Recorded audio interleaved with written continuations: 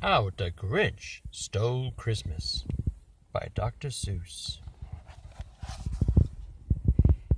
Every Ooh down in Ooville liked Christmas a lot.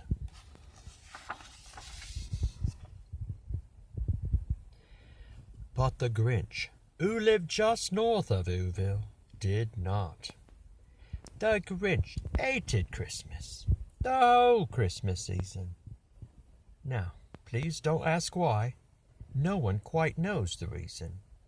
It could be his head wasn't screwed on just right.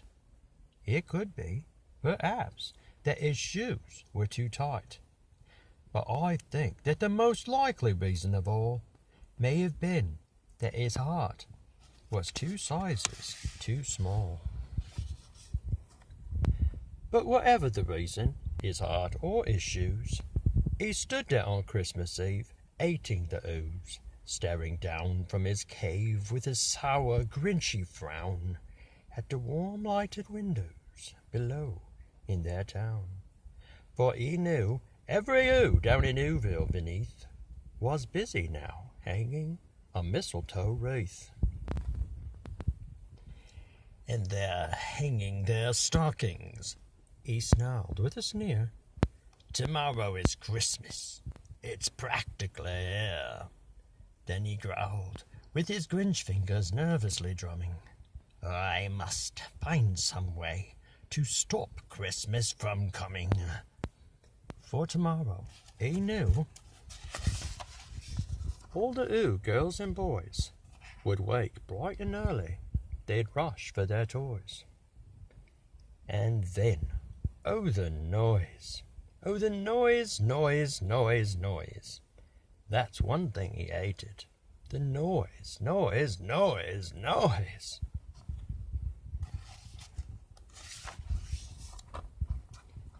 Then the Oohs, young and old, would sit down to a feast. And they'd feast, and they'd feast, and they'd feast, feast, feast, feast. They would feast on Ooh pudding and rare Ooh roast beast, which was something the Grinch couldn't stand in the least.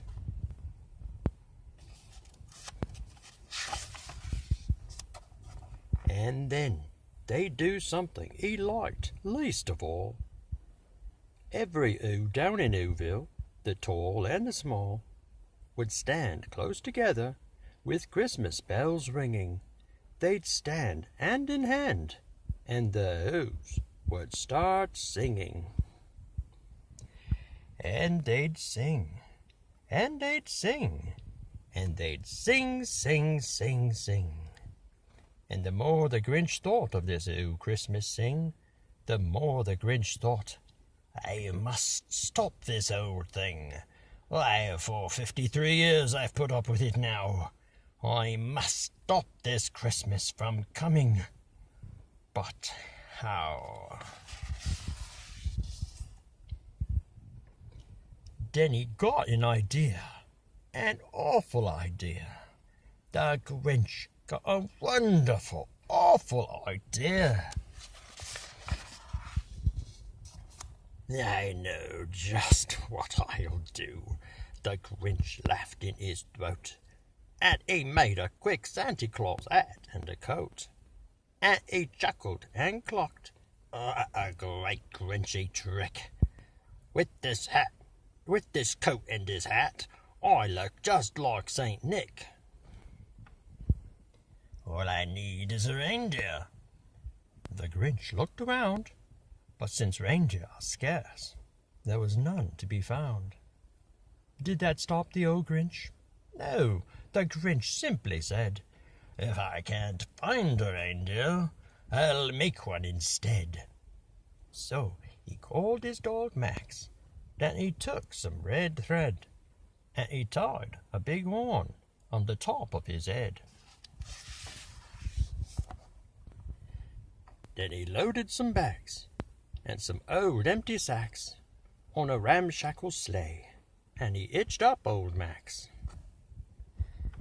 Then the Grinch said, "Get up!" and the sleigh started down toward the homes where the Oohs lay a snooze in their town. All their windows were dark. Quiet snow filled the air. All the Oohs were all dreaming sweet dreams without care, when he came to the first little house on the square.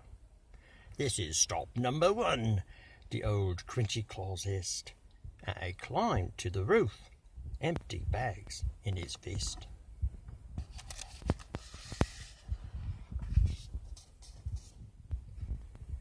Then he slid down the chimney, a rather tight pinch, but if Santa could do it, then so could the Grinch. He got stuck only once, for a moment or two.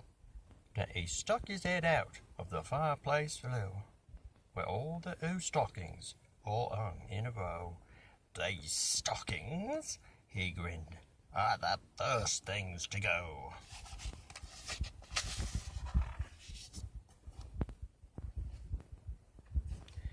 Then he slithered and slunk, with a smile most unpleasant, around the old room, and he took every present.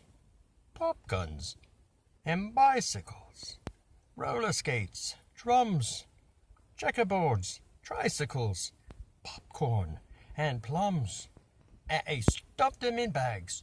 Then the Grinch, very nimbly, stuffed all the bags, one by one, up the chimney.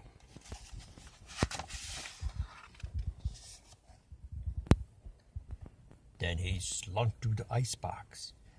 He took the Ooh's feast. He took the Ooh pudding. He took the roast beast. He cleaned out that icebox as quick as a flash. Why, that Grinch even took their last can of Ooh ash.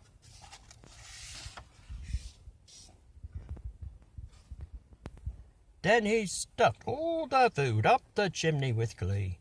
"And now," grinned the Grinch, "I will stuff up the tree."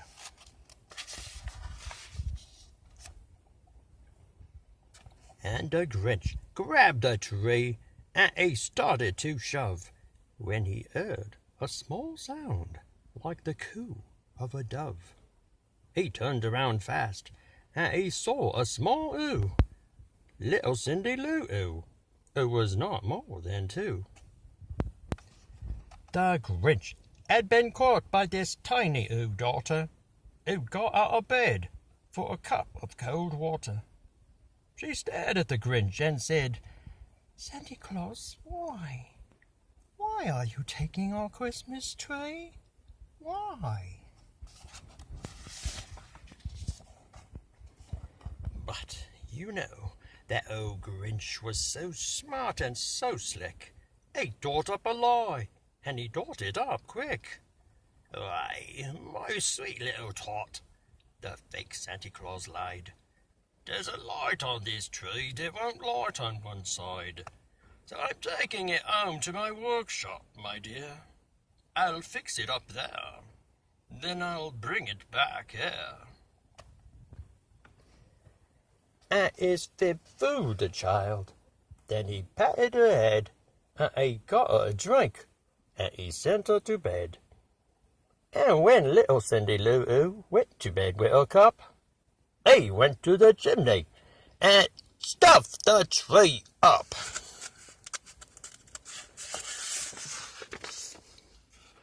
Then the last thing he took was the log for their fire. Then he went up the chimney, himself, the old liar. On their walls he left nothing but hooks and some wire. And the one speck of food that he left in the house was a crumb that was even too small for a mouse. Then he did the same thing to the other Ooh's houses, leaving crumbs much too small for the other Ooh's mouses.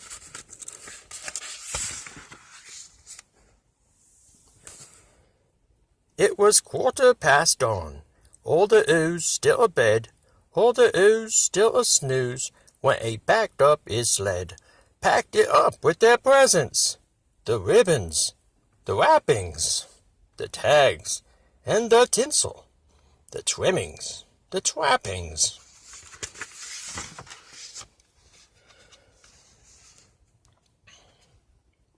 "3,000 feet up the side of Mount Crumpet, a road with his load to the tip-top to dump it.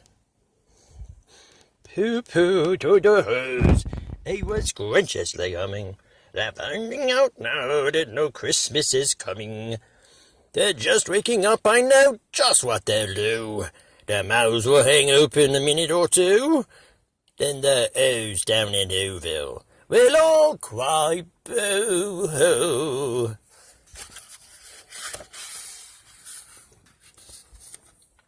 That's a noise, grinned the Grinch, that I simply must hear.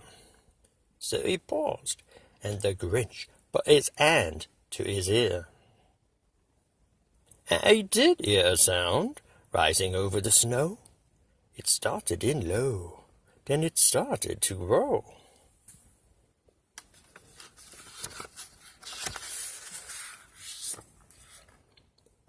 But the sound wasn't sad. Why, this sound sounded merry. It couldn't be so, but it was merry, very. He stared down at Whoville. The Grinch popped his eyes.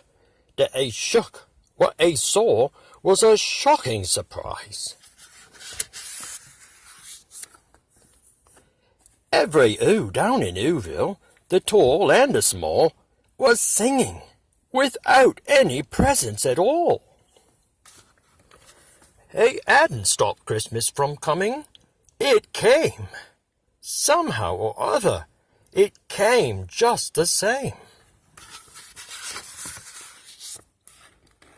And the Grinch, with his Grinch fake ice cold in the snow, stood puzzling and puzzling.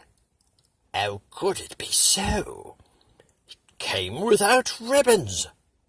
It came without tags. It came without packages, boxes or bags. And he puzzled 3 hours, till his puzzler was sore.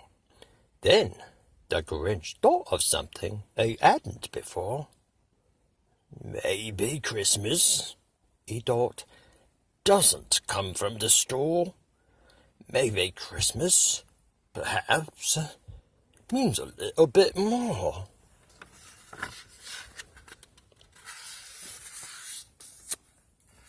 And what happened then?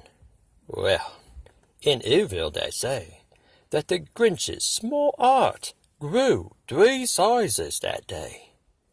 And the minute his heart didn't feel quite so tight, he whizzed with his load through the bright morning light, and he brought back the toys and the food for the feast. And he himself, the Grinch, carved the roast beast.